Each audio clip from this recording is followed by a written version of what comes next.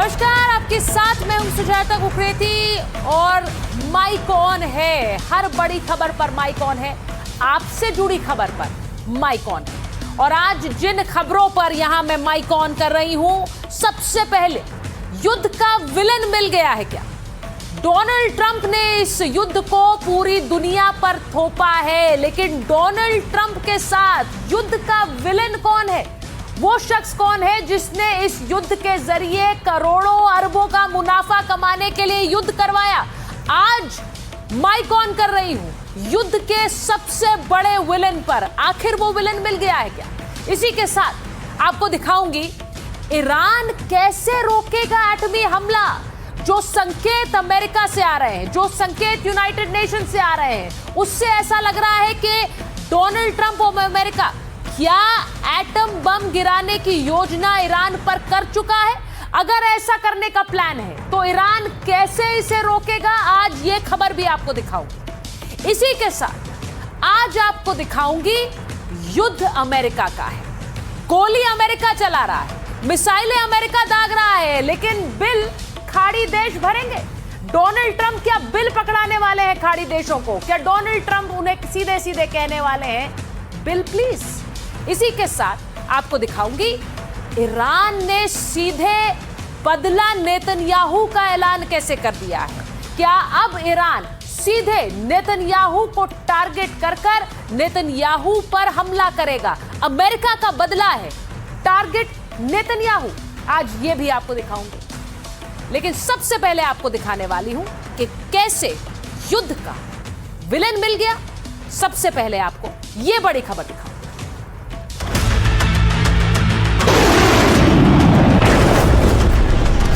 Trump ने बुला लिए खाड़ी देशों के सरदार। ट्रंप करेंगे जंग की वसूली। तुम मुझे पैसे दो, मैं तुम्हें युद्ध दूंगा।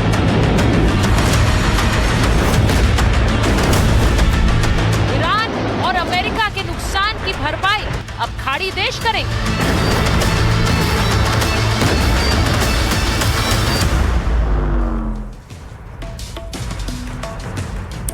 फ्रांस के मिलिट्री कमांडर से शासक बने नेपोलियन बोनापार्ट ने एक बार कहा था, युद्ध जीतने के लिए 3 चीजों की जरूरत होती है, पैसा, पैसा और सिर्फ पैसा। आज 2026 में जब दुनिया की बड़ी बड़ी महाशक्तियां आमने सामने हैं, तो ये बात किसी पत्थर की लकीर जैसी लगती है। मिसाइलों की चमक के पीछे असल खेल उन नोटों का है जो इस आग को हवा दे रहे हैं। मतलब युद्ध में एक बटन दबते ही 18 करोड़ से ज्यादा पैसे धुएं में मिल जाते हैं। जब एक रात में सैकड़ों मिसाइलें चलती हैं, तो खर्चा किसी छोटे देश की जीडीपी के बराबर पहुंच जाता है। और जो आंकड़े कहते हैं उनके मुताबिक कई छोटे देशों की जीडीपी के बराबर सुपर पावर अमेरिका इस युद्ध में स्वाहा कर चुका है। अब इस पूरे खर्चे का बिल डोनाल्ड ट्रंप खाड़ी देशों के सामने रख रहा है। ये जो तस्वीर मैं आपको दिखा रही हूं, एक संकेत देने की कोशिश कि डोनाल्ड ट्रंप कैसे सीधे सीधे कह रहे हैं मिसाइल हमने चलाई, हथियार हमने उठाए, युद्ध हमने शुरू किया, लेकिन बिल तो आपका है। बिल प्लीज, इस बिल की भुगतान क्या खाड़ी देश करने वाले हैं? ये आज सबसे बड़ी खबर आपको दिखा रही हूं। और डोनाल्ड ट्रंप ऐसा करके निकल भी जाएंगे। डोनाल्ड ट्रंप इस पूरे युद्ध का खर्चा क्या खाड़ी देशों से भरवाएंगे? सोचिए, एक ऐसा युद्ध जहां आसमान में अमेरिका की मिसाइलें दागी जाएंगी, जमीन पर गोलियां अमेरिका की चलेंगी, समुद्र से तैरता किला भी अमेरिका का पहुंचेगा, लेकिन इन सब में आने वाले खर्चे का बिल दूसरा भरेगा। अब आपको मैं बता रही हूं खाड़ी देशों से ये उगाही का प्लान डोनाल्ड ट्रंप ने क्यों बनाया है। मैं क्यों कह रही हूं कि ये बिल खाड़ी देश देंगे, ये आगे आपको बताऊंगी, लेकिन सबसे पहले आपको बता रही हूं कि खाड़ी देशों से उगाही की थ्योरी क्या है। क्यों डोनाल्ड ट्रंप ये उगाही खाड़ी देशों से करेंगे? उसमें थ्योरी नंबर 1 क्या है? थ्योरी नंबर 1 ये कहती है कि डील अगर ईरान से करनी है तो ईरान को इस डील के लिए अपने नुकसान की भरपाई चाहिए। ईरान चाहता है कि इसकी भरपाई अमेरिका करे, तो क्या अमेरिका खुद अपनी जेब खाली करेगा? अमेरिका अपनी जेब नहीं खाली करने वाला। अमेरिका इसके लिए भरपाई खाड़ी देशों से कराएगा और इसीलिए क्या उन्हें बिल थमाने वाला है। थ्योरी नंबर 1 यही है, क्योंकि ईरान ने शर्त रखी है डील तभी होगी जब हमारी भरपाई होगी। और ईरान का भले ही चर्चाएं अमेरिका के करोड़ों और अरबों के खर्चे की हो रही है, लेकिन ईरान का खर्चा कम नहीं हो रहा है। ऐसे में ईरान की भरपाई अब उसके पड़ोसी खाड़ी देश करेंगे क्या, यह पहली थ्योरी है। इसी के साथ थ्योरी नंबर 2 आपको बताती हूं। युद्ध का खर्चा अरब देशों से वसूलने की तैयारी में है ट्रंप, क्योंकि अपना भी तो नुकसान की भरपाई करनी है, अमेरिका का भी तो नुकसान हुआ है। जंग का बोझ अकेले उठाने के मूड में नहीं है ट्रंप। अरबों डॉलर खर्च होने के बाद अमेरिका ने यह संकेत दे दिया है। पेंटागन के मुताबिक पहले 6 दिनों में ही, ये अमेरिका के खर्चे की बात बता रही हूं, 1 लाख करोड़ खर्च हुआ। कैपिटल हिल में अमेरिकी सेनेटर्स को आंकड़ा बताया गया, यानी कि वहां की संसद में बताया गया कि इतना खर्चा हो रहा है। यह बताया गया कि अमेरिका रोज 9,200 से 18,400 करोड़ खर्च कर रहा है। व्हाइट हाउस ने कांग्रेस से 200 अरब डॉलर मांगे हैं। 200 अरब डॉलर, आप समझते हैं इसमें कितने शून्य लगते हैं। युद्ध के लिए 18,64,000 करोड़ रुपए की मांग कर दी गई। हथियार और सैन्य अभियान के लिए फंड का इस्तेमाल होगा। अब युद्ध को लेकर अमेरिका के वित्तीय विशेषज्ञों का दावा है कि 18.87 लाख करोड़ तक का नुकसान अमेरिका को होगा। सवाल यह है कि इस जंग का बिल अमेरिका नहीं चुकाना चाहता है, तो वो किससे इस बिल की भरपाई करवाएगा? इस बिल की भरपाई उन देशों से करवाएगा जिन्हें वो सुरक्षा देने का दावा करता है, यानी खाड़ी देश। और ये संभव है। आप कुछ दिनों में, या फिर हो सकता है कि कल ही ये घोषणा सुने कि अमेरिका कह रहा है ये युद्ध हमारा नहीं है। ये वो पहले कह चुके हैं नाटो को, तो ये युद्ध हमारा नहीं है और आप इसकी भरपाई करिए। खाड़ी देशों को क्या वो ये संदेश देगा? व्हाइट हाउस की जो प्रेस सेक्रेटरी है, उनका बयान इसी ओर इशारा कर रहा है, जरा सुनिए। Who's paying for the cost of this war? Will those Arab countries step up to do just that? Well, I think it's something the president would be quite interested in calling them to do. I won't get ahead of him on that, but certainly it's an idea that I know that he has and something that I think you'll hear more from him on.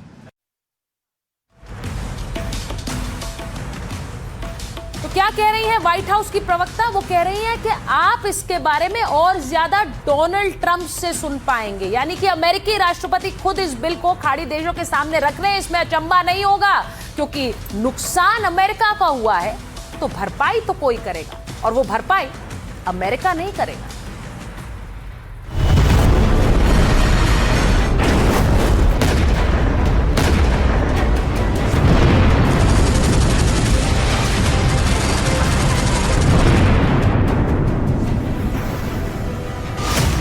America के युद्ध का bill बढ़ता ही जा रहा है।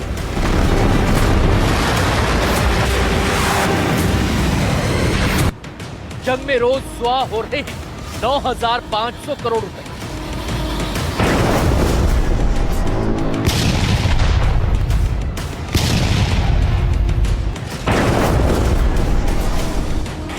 आखिर America इस नुकसान की भरपाई कैसे करेगा?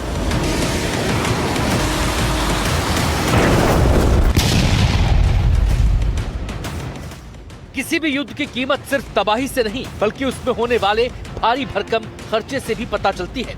मिडिल ईस्ट में जारी युद्ध में अमेरिका अब तक अरबों डॉलर फूंक चुका है। आसमान से गिरते उसके स्टेल्थ फाइटर जेट और समुद्र में नष्ट होते उसके जहाज पेंटागन के सामने बड़ी चुनौती बनते जा रहे हैं। इसके बाद सवाल उठ रहा है, आखिर इस वॉर बिल की भरपाई कैसे होगी?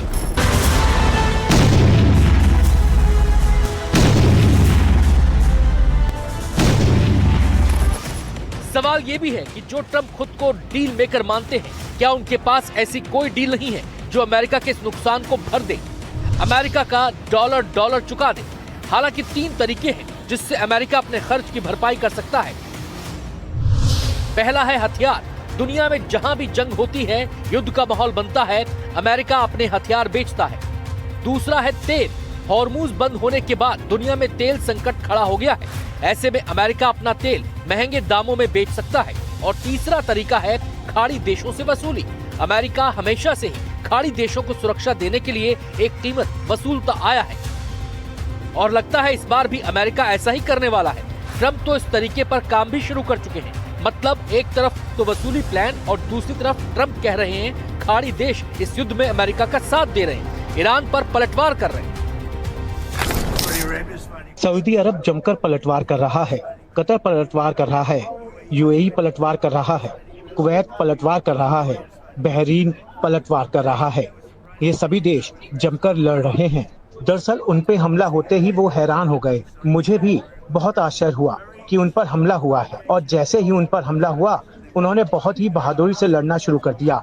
उन सभी देशों के साथ हमारा मजबूत संपर्क है, वे सभी डटकर मुकाबला कर रहे हैं। ये सभी देश पूरी तरह हमारे साथ हैं। सवाल है, क्या अमेरिका को खाड़ी देशों का केवल साथ ही चाहिए या बात इससे आगे की है? क्योंकि ट्रंप को हमेशा मिडिल ईस्ट के देशों में तेल दिखता है, तेल से आता हुआ पैसा दिखता है, और इसी पैसे पर ट्रंप की नजर है। क्योंकि अब सवाल अमेरिका के खजाने का है, जो धीरे धीरे युद्ध की वजह से खाली हो रहा है। हालात ये हैं कि अब ट्रंप पर आरोप लगने लगे हैं युद्ध लड़ने के लिए हेल्थ केयर में कटौती कर सकते हैं। कैलिफोर्निया से डेमोक्रेट सांसद एडम शिफ ने चेतावनी दी है कि कांग्रेस से मांगे जा रहे 200 अरब डॉलर के बजट का असर आम लोगों के स्वास्थ्य सेवाओं पर पड़ सकता है। अब सवाल है कि जिस युद्ध की आग में मिडिल ईस्ट जल रहा है, अमेरिका के अरबों डॉलर फूके जा रहे हैं, उसकी आंच अमेरिका के लोगों तक पहुंच गई है। Bureau report, NDTV India.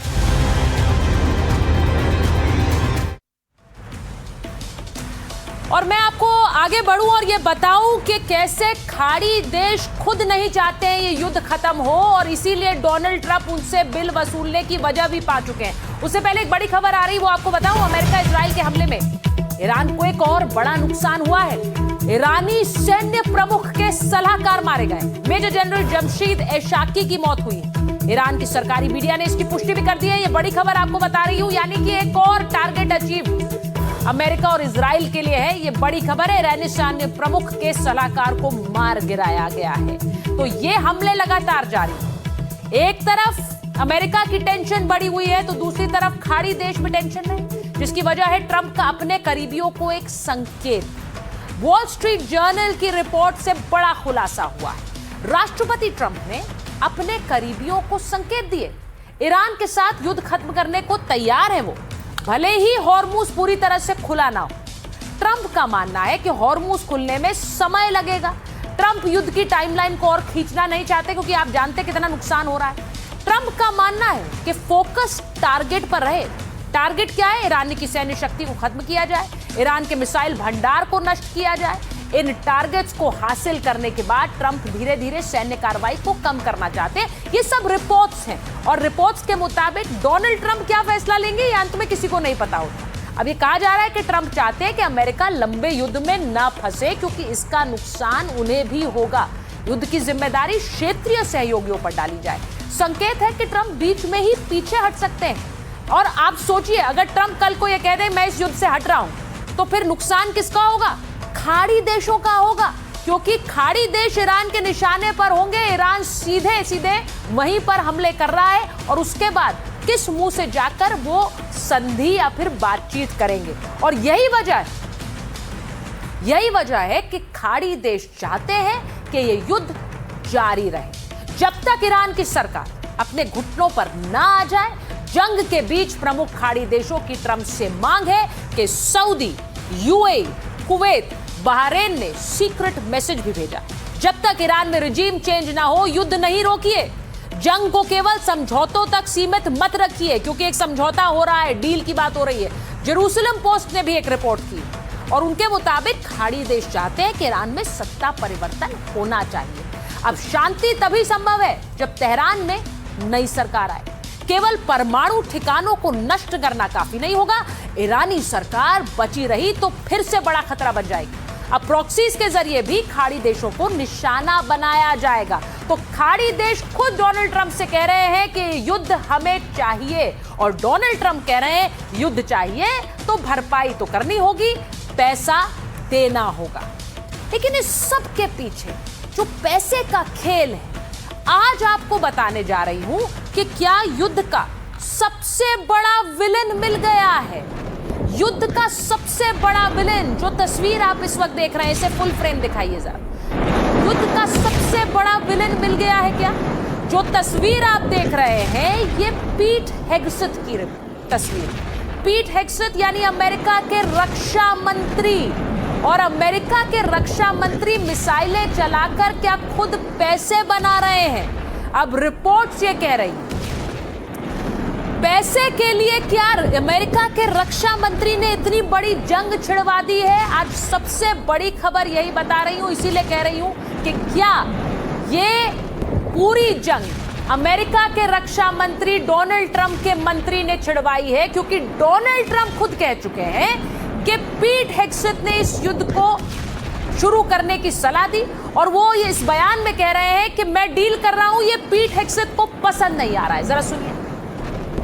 You know, the only two people that were quite disappointed, I don't want to say this, but केवल दो लोग जो काफी निराश थे। said, "Pete, मैं ये कहना नहीं General चाहता, Rosen लेकिन Kane, मुझे I think कहना पड़ेगा। मैंने things are कहा gonna be settled पीट very और soon. General Daniel There you can, go. मुझे लगता है कि ये That's चीजें too bad. बहुत जल्द सुलझ जाएंगी। और वो didn't बोले, want it to be oh settled. ये तो बहुत बुरा It's, हुआ। पीट नहीं चाहता था कि ये You मामला guys are सुलझ doing a जाए। great job. That's a good attitude, though, Tom, right? क्या कह रहे हैं डोनाल्ड ट्रंप? डोनाल्ड ट्रंप ने पहले बताया था युद्ध शुरू करने की सलाह पीट हेगसेथ ने दी। अब वो ये बता रहे हैं कि मैं डील कर रहा हूं, ये पीट हेगसेथ को पसंद नहीं आ रहा है, यानी उनके रक्षा मंत्री को पसंद नहीं आ रहा है। युद्ध के बीच अमेरिकी रक्षा मंत्री हेगसेथ से जुड़ा एक बहुत बड़ा खुलासा हुआ है। फाइनेंशियल टाइम्स की रिपोर्ट के मुताबिक युद्ध से पहले हेगसेथ ने डिफेंस फंड्स में निवेश किया, यानी जो हथियार बनाने वाली कंपनियां हैं उनमें एक तरह से निवेश किया। अब ये डिफेंस कंपनियां क्या करती हैं? युद्ध के दौरान ही हथियार बनाती हैं। ये हथियार बनाती हैं जो अलग अलग देश खरीदते हैं, और फिर इन हथियारों का इस्तेमाल युद्ध में होता है। ईरान युद्ध के बाद से अमेरिका में हथियारों की डिमांड बढ़ गई, क्योंकि इतना नुकसान अमेरिका को खुद हो रहा है। एक एक मिसाइल, एक एक थर्ड जो उनका वो इस युद्ध में खो रहे हैं, करोड़ों उसमें जाया हो रहे हैं। ऐसे में जब हथियारों की डिमांड बढ़ेगी तो हथियार कंपनियों को ही उसका फायदा होगा, क्योंकि हथियार कंपनियों को और ऑर्डर मिल रहे हैं। अब क्या इस मुनाफे का सीधा फायदा अमेरिका के रक्षा मंत्री को हो रहा है? इसीलिए उन्होंने सीधे सीधे इस जंग में बने रहने का मन बनाया। आज भी उनका बयान आया है कि अमेरिका पीछे नहीं हटता है। आखिर इस डील के पीछे की सच्चाई क्या है? क्योंकि अमेरिका में इसकी चर्चा हो रही है कि मुनाफे के लिए क्या अमेरिका ने इस युद्ध को छेड़ दिया, कमाई के लिए इतना बड़ा युद्ध दुनिया पर थोप दिया। क्या डोनाल्ड ट्रंप के करीबी हेगसेथ इस खेल में अकेले थे? सबसे बड़ा सवाल यह है। रक्षा मंत्री इस युद्ध को करा रहे हैं तो मुनाफा किसकी जेब में जा रहा है, ये पैसे किसकी जेब में जा रहे हैं? सबसे बड़ा सवाल यही।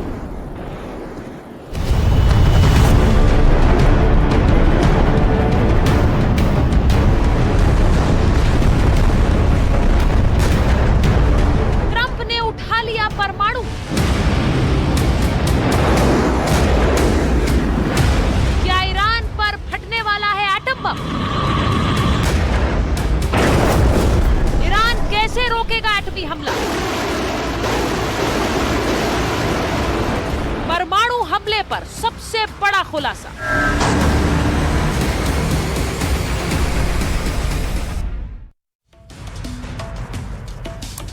अब मैं आपको बता रही हूं आज माइक ऑन है इस बड़ी खबर पर भी। क्या डोनाल्ड ट्रंप ने एटम बम उठा लिया है? क्या ईरान के खिलाफ युद्ध में उस हथियार का इस्तेमाल होने वाला है जिसे छूने की हिम्मत पिछले 80 सालों में कोई देश नहीं जुटा सका? क्या अपनी हॉर्मुज वाली जिद पूरी करने के लिए, ईरान को सबक सिखाने के लिए अमेरिकी राष्ट्रपति डोनाल्ड ट्रंप एटम बम का बटन दबाने वाले हैं?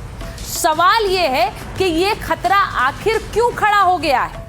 अब आपको एक तस्वीर दिखाती हूं। अमेरिका ने ईरान के शहर इस्फहान पर करीब हजार किलो के भारी भरकम बंकर बस्टर बमों से हमला किया है। बंकर बस्टर बम यानी अभी तक आप समझ ही गए होंगे, गुफाओं के अंदर जाकर जो धमाका करते हैं। ये उसी की तस्वीर है। अमेरिका का दावा है कि इस्फहान पर यह हमला ईरान के विशाल हथियार गोदामों को तोड़ने के लिए किया गया, ईरान की सैन्य ताकत को कमजोर करने के लिए किया गया।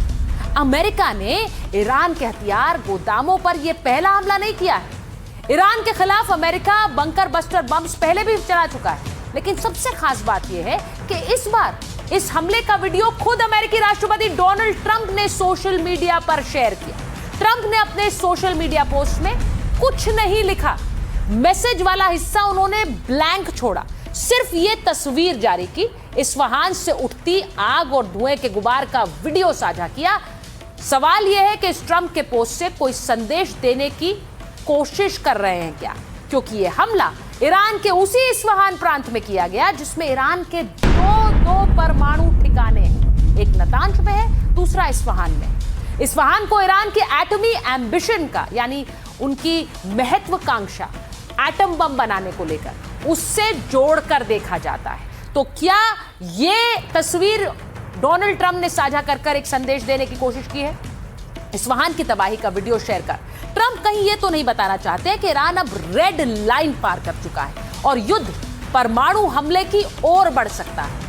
अमेरिका बेशक इस पर खुलकर कुछ नहीं कह रहा, लेकिन ईरान पर परमाणु हमले की आशंका जताते हुए संयुक्त राष्ट्र के राजनयिक मोहम्मद साफा ने अपने पद से इस्तीफा दे दिया है। अब सोचिए, संयुक्त राष्ट्र के राजनयिक इस्तीफा दे रहे हैं, और क्या कहकर इस्तीफा दे रहे हैं जरा ये सुन लीजिए, क्योंकि ये बहुत इंपॉर्टेंट है। ईरान पर एटमी हमले की तैयारी थी। यूनाइटेड नेशंस के राजनयिक रहे मोहम्मद साफा का बड़ा दावा है, वो ये कह रहे हैं कि ईरान के खिलाफ तो परमाणु हमले की पूरी तैयारी हो रही है। यूनाइटेड नेशंस यानी संयुक्त राष्ट्र के राजनयिकों और अफसरों ने एक झूठ फैलाया, फेक न्यूज फैलाई, और वो क्या थी कि ईरान से परमाणु हमले के खतरे की घंटी बज रही है। यही कहकर तो डोनाल्ड ट्रंप ने इस युद्ध की शुरुआत की थी। अब यूएन के राजनयिक कह रहे हैं कि ये सिर्फ एक अफवाह थी, ये फैलाई गई जिससे कि वहां पर तबाही मचाई जा सके। यूनाइटेड नेशंस में एक ताकतवर लॉबी के दबाव में किया गया। ईरान ने शांति के लिए कोई खतरा नहीं पैदा किया है। ईरान के खिलाफ युद्ध के लिए माहौल बनाया गया। ईरान के खिलाफ युद्ध अंतर्राष्ट्रीय कानूनों के खिलाफ है। यूनाइटेड नेशंस यानी संयुक्त राष्ट्र के अधिकारी इस मामले में पक्षपात कर रहे हैं। इजराइल और अमेरिका को युद्ध अपराधी बताने से क्यों बच रहा है संयुक्त राष्ट्र? ये सवाल उठाते हुए उन्होंने इस्तीफा दे दिया। तो सोचिए जरा, अगर वो इस्तीफा दे रहे हैं और वो ये कह रहे हैं कि अमेरिका का पूरा प्लान है, इजराइल का प्लान है कि यहां पर एटम बम गिरा दिया जाए। सोचिए, अब एक तरफ संयुक्त राष्ट्र जैसी संस्था में अमेरिका को युद्ध अपराधी ठहराने की मांग हो गई, उसी मांग को लेकर इस्तीफे दिए जा रहे हैं, लेकिन अमेरिका पर इसका कोई असर नहीं है। अमेरिका के रक्षा मंत्री पीट हेग्सेथ ईरान को और बड़े हमलों की धमकी दे रहे हैं। सुनिए जरा। But if Iran is wise, they will cut a deal. Trump समझौता करना चाहते हैं और इसकी शर्तें उन्हें पता है। यदि ईरान तैयार नहीं होता है तो अमेरिका का रक्षा विभाग और अधिक बड़े हमलों के साथ अपना अभियान जारी रखेगा। तो कुल मिलाकर पश्चिम एशिया के हालात दिन ब दिन बिगड़ते दिखाई दे रहे हैं। सवाल है कि अगर अमेरिका ने ईरान पर एटम बम से हमला किया तो ईरान क्या करेगा? क्या उसके पास अमेरिका के हमले से बचने का कोई तरीका है? एटमी प्रहार से तबाह होकर रह जाएगा या पलटवार भी करेगा? इन सवालों के जवाब में ईरान के होमोर्सगन प्रांत के गवर्नर, उन्होंने अमेरिका के लिए एक बेहद कड़ा संदेश दिया है। वो क्या कह रहे हैं जरा आपको ये भी बता देती हूँ, क्योंकि जहां एक तरफ एटम बम गिराने की बात हो रही है तो ईरान में होमोर्सगन के गवर्नर की अमेरिका को चेतावनी हुई है। एटम बम से हमला अमेरिका को बहुत भारी पड़ेगा। हमारे पास अमेरिका के लिए एक बहुत बड़ा सरप्राइज है। ईरान वो जवाब देगा जो अमेरिका ने कभी सोचा भी नहीं होगा। हमने इस युद्ध की पूरी तैयारी पहले ही कर ली है। यानी ईरान वो सोच रहा है जो अभी तक हुआ भी नहीं है और वो सोचकर तैयारी भी कर रहा है। हम सोच समझकर लड़ाई के मैदान में उतरे हैं। तो अब सवाल ये है कि अगर अमेरिका एटम बम की तैयारी कर रहा है तो ईरान इसे रोकने के लिए क्या कर रहा है? पलटवार की क्या नीति अपना रहा है?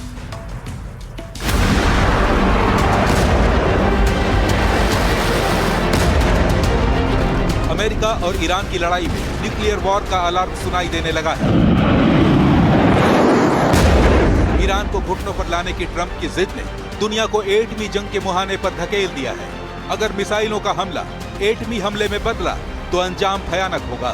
दूसरे विश्व युद्ध के बाद परमाणु हथियारों के इस्तेमाल पर जो रोक लगी थी वो हमेशा के लिए खत्म हो जाएगी। बचाव के नाम पर उत्तर कोरिया और तमाम दूसरे देशों को परमाणु हथियारों के इस्तेमाल का जैसे लाइसेंस मिल जाएगा।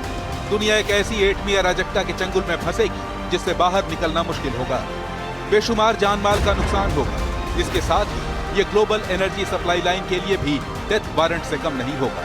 जिस स्ट्रेट ऑफ हॉर्मुज से दुनिया का 20% तेल गुजरता है वो नो गो जोन बन जाएगा, यानी वहां से किसी का गुजरना मुमकिन नहीं होगा। तेल की कीमतें आसमान पर होंगी और ग्लोबल इकोनॉमी की कमर टूट जाएगी। लेकिन इससे भी बड़ा खतरा तीसरे महायुद्ध का है, क्योंकि अमेरिका ने अगर ईरान पर एटमी हमला किया तो रूस और चीन शायद ही चुप बैठ सके, क्योंकि अमेरिका को रोकना इनके लिए फिर जरूरी हो जाएगा। अंजाम ये होगा कि जिस तीसरे महायुद्ध की सिर्फ आशंका जताई जाती रही है, उसकी भी शुरुआत हो सकती है।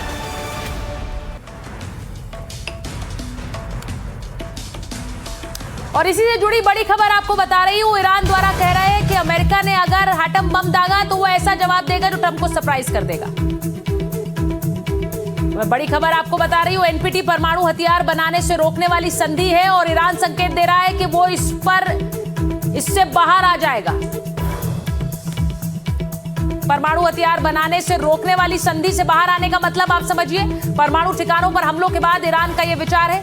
ईरानी संसद कर रही है एनपीटी की समीक्षा, यानी नॉन प्रोलिफरेशन ट्रीटी, एनपीटी, यानी कि यूरेनियम संवर्धन से रोकने वाली ट्रीटी, वो संधि जिससे ईरान अब बाहर आने का विचार कर रहा है। और इसलिए कर रहा है क्योंकि उसे लग रहा है कि उस पर तो हमले हो रहे हैं, उसके तो परमाणु साइट जहां पर वो यूरेनियम संवर्धन कर रहा है उन्हें भी तबाह कर दिया गया है और उस पर बड़ा हमला हो सकता है। क्या यही वजह है कि वो एनपीटी से बाहर आने की बात कर रहा है? अब इससे और सैंक्शंस लग सकते हैं, लेकिन ईरान को इससे कोई फर्क नहीं पड़ता। अगर वो ये इस ट्रीटी से बाहर आएगा तो इसका सीधा मतलब ये है कि वो ताल ठोक कर कह रहा है कि हम यूरेनियम संवर्धन करेंगे, हम एटम बम भी बनाएंगे, हमें आप कोई रोक नहीं सकता है। तो फिर अमेरिका क्या करेगा, इसके बारे में भी सोचना होगा। ईरान की तैयारी पूरी है। ईरान लगातार बारूदी जवाब दे रहा है, मिसाइलें दाग रहा है। उसी की कड़ी में आप ये तस्वीर भी देख लीजिए।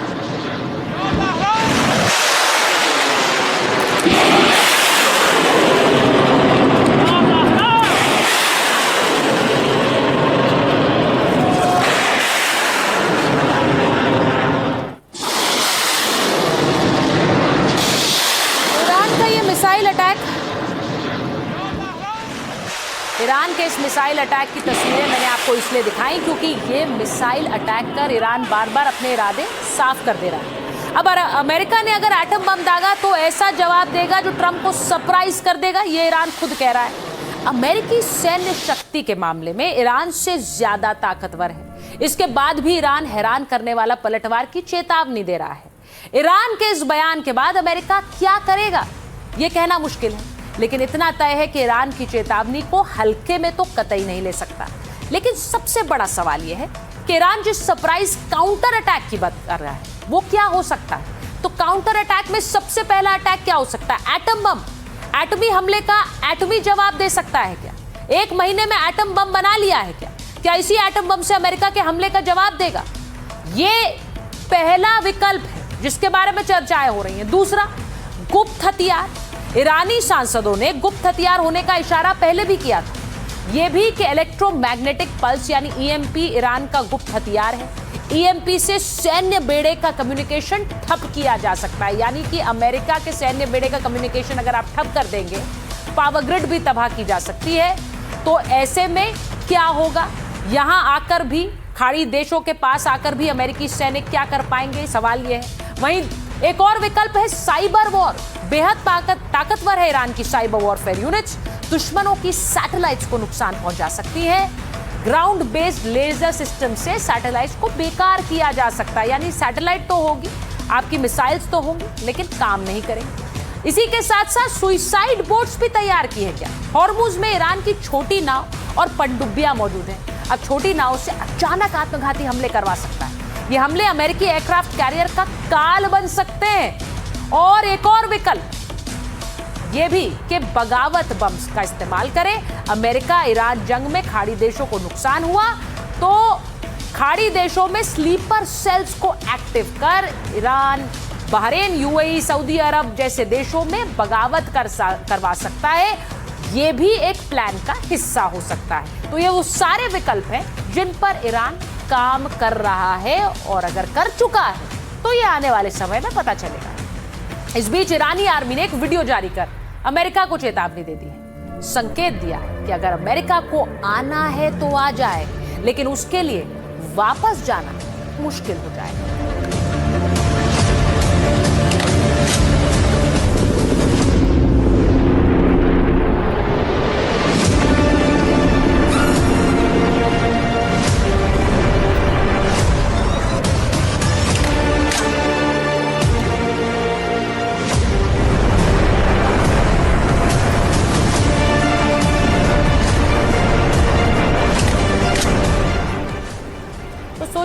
ईरान भी पीछे नहीं हट रहा है, ऐसे ऐसे वीडियो जारी करके वो बताना चाह रहा है कि हमें कम क्यों समझ रहे हैं।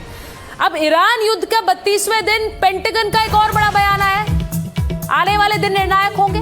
24 घंटे में ईरान के हमले कम हुए हैं और जीत के बेहद करीब है अमेरिका। युद्ध लंबा खींचने की योजना नहीं है, परमाणु हथियार नहीं रख सकता ईरान, एक बार फिर से कहा है। लेकिन ये आप कई बार पिछले 1 महीने में सुन चुके हैं कि हम जीत के करीब हैं। अब सवाल सब यही पूछ रहे हैं कि जीत के करीब है लेकिन जीत नहीं रहे हैं। आज भी वैसा ही बयान आया पेंटागन का कि हम जीत के बहुत करीब हैं, निर्णायक जीत होने वाली है, लेकिन वो जीत कब होगी, सबसे बड़ा सवाल यही है। क्योंकि ईरान अपने तेवर दिन ब दिन कड़े कर रहा है। उसने जाहिर कर दिया है कि अमेरिका के तमाम हमलों और तमाम धमकियों के बाद भी वो झुकेगा नहीं।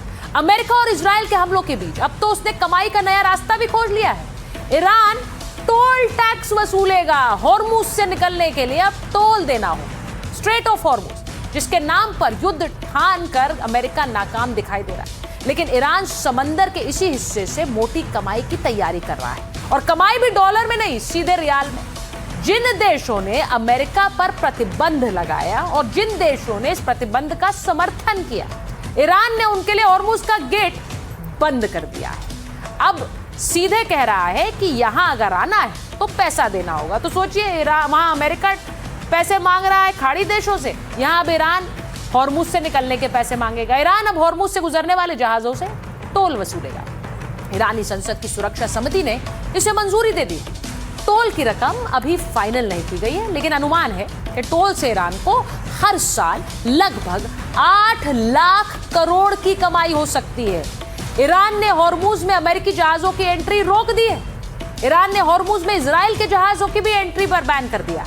अब हॉर्मुज पर फुल कंट्रोल साबित करना चाहता है ईरान। तो सोचिए जरा, यहां से अगर गुजरना है तो पैसा देना होगा, जैसे आप टोल टैक्स देते हैं उसी तरह से यहां से गुजरने के लिए देशों को भी अब हॉर्मुज टैक्स देना हो।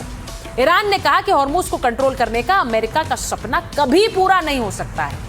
ये सपने अमेरिका के साथ ही दफन हो जाएंगे। अब हॉर्मुज स्ट्रेट खोलने को लेकर दबाव बनाए रखेंगे ट्रंप। हॉर्मुज से पीछे हटने की खबरों को भी वो खारिज कर रहे हैं। ईरान को मजबूर करने की कोशिश जारी रखेंगे ट्रंप, ये खबर भी आ रही है। ये बड़ी खबर आपको बता रही है।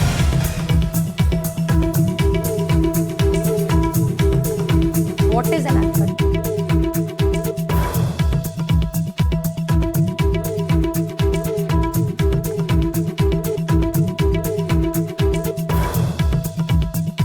तो बड़ी खबर आपको बता रही हूं, उससे दूरी बनाने वाले देशों पर भी भड़के हैं ट्रंप। कह रहे हैं नाटो के देश बहुत ही खराब है। अब लीजिए, डोनाल्ड ट्रंप का एक और बयान आ गया। हॉर्मुज खोलने का दबाव बनाए रखेंगे ट्रंप, और वो ये कह रहे हैं कि जो लोग नाटो के देश हमारे साथ सहयोग नहीं कर रहे हैं वो बहुत ही खराब है, हम भी उनके साथ वही सलूक करेंगे। ईरान को युद्ध खत्म करने के लिए और शर्तें मानने के लिए मजबूर करते रहेंगे।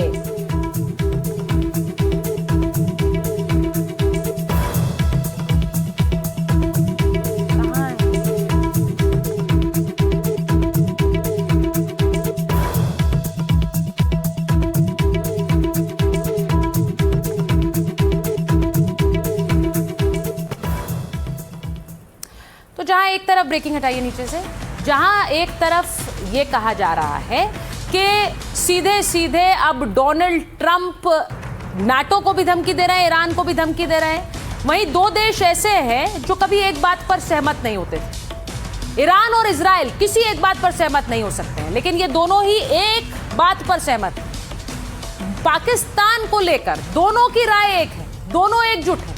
पहले ईरान ने पाकिस्तान की मध्यस्थता के प्लान पर पानी फेरा, फिर इजराइल ने भी पाकिस्तान के मीडिएटर प्लान को मिट्टी में मिला दिया। यानी युद्ध के इस भीषण दौर में भी कोई पाकिस्तान पर भरोसा करने के लिए तैयार ही नहीं है। ईरान इजराइल को पाक पसंद ही नहीं है। सोचिए, ईरान और इजराइल दोनों एक बात पर सहमत है। अब ईरान ने क्या बयान दिया है? पाकिस्तान के दावों पर तेहरान ने सवाल उठा दिया। पाकिस्तान की मध्यस्थता को उन्होंने नामंजूर कर दिया। दबाव में किसी भी बातचीत से इनकार, अमेरिका की शर्तों को ईरान ने खारिज किया है। पाकिस्तान के मंच पर वार्ता से भी ईरान की दूरी रही है और मिसाइल सुरक्षा कार्यक्रम पर कोई समझौता नहीं है। ईरान ने कहा मध्यस्थता की अपनी सीमाएं तय हैं और सीधे सीधे पाकिस्तान की मध्यस्थता वाली बोली और भाषा को ईरान नकार रहा है। तो एक तरफ ईरान ने मध्यस्थ के रूप में पाकिस्तान को नकारा, तो दूसरी तरफ इजराइल भी सामने आ गया। इजराइल ने भी पाकिस्तान की मध्यस्थता पर सवाल उठा दिए हैं। इजराइल ने तो साफ कह दिया कि पाकिस्तान इस भूमिका के लिए भरोसेमंद ही नहीं है। इस देश पर कैसे भरोसा करेगा कोई और देश। इजरायली दूत ने कहा कि भारत बेहतर मध्यस्थ साबित हो सकता है। इजराइल ने यह भी कहा कि पाकिस्तान का रिकॉर्ड और भूमिका दोनों इतनी संदिग्ध है, पाकिस्तान के मध्यस्थता के दावे को सिरे से कोई भी देश खारिज कर देगा। इजराइल ने यहां तक कह डाला कि पाकिस्तान और इजराइल के बीच राजनयिक संबंध भी नहीं है। वहीं इजराइल को भारत पर ज्यादा भरोसा है। अब मध्यस्थता कराने के लिए दोनों तरफ के लोग राजी होने चाहिए। तो मध्यस्थता कराने के लिए पाकिस्तान सामने आए तो इजराइल कह रहा है इन पर तो कोई देश भरोसा नहीं कर सकता, इसीलिए ये कैसी मध्यस्थता कराएंगे, सोचिए जरा।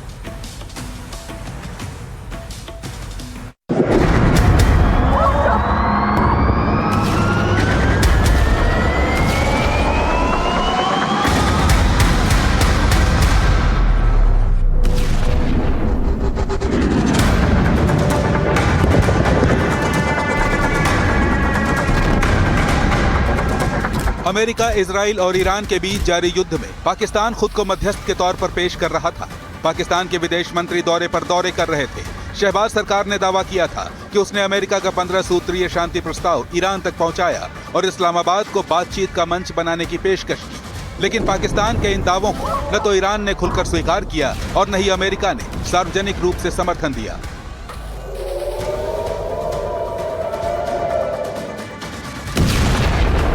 अमेरिका ने यह तो जरूर कहा था कि बातचीत के लिए कूटनीतिक चैनल खुले हैं, लेकिन पाकिस्तान को आधिकारिक तौर पर मीडिएटर का दर्जा नहीं दिया।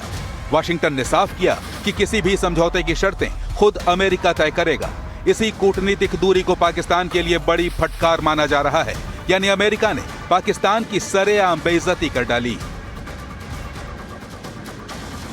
इधर ईरान ने भी पाकिस्तान की कोशिशों पर पानी फेर दिया। ईरानी संसद के अध्यक्ष मोहम्मद बाघेर कालीबाफ ने अमेरिका को चेतावनी देते हुए कहा कि अगर अमेरिकी जमीनी सेना ने कदम रखा तो उसे आग में झोंक दिया जाएगा।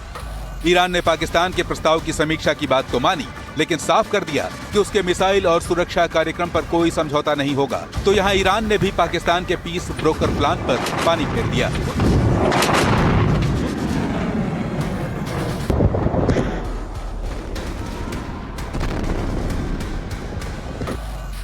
ईरान और अमेरिका से लगी फटकार के बाद पाकिस्तान के लिए सबसे बड़ा कूटनीतिक झटका तब लगा जब इजराइल ने उसकी मध्यस्थता को सिरे से खारिज कर दिया। इजराइल की विशेष दूत फ्लेयर हसन नहूम ने कहा कि भारत पाकिस्तान की तुलना में कहीं बेहतर मध्यस्थ हो सकता है। उन्होंने ये भी टिप्पणी की कि पाकिस्तान सिर्फ खुद को सुर्खियों में लाने की कोशिश कर रहा है। तो युद्ध में मध्यस्थता की कोशिश भले ही कई देश करने की कोशिश कर रहे हो, लेकिन ये युद्ध खत्म कब होगा ये किसी को नहीं पता है। मध्यस्थता होगी कि नहीं ये भी नहीं पता है। लेकिन हर बड़ी खबर को आप कहां देख सकते हैं ये आपको पता है। कल एक बार फिर मिलेंगे। माइक ऑन है।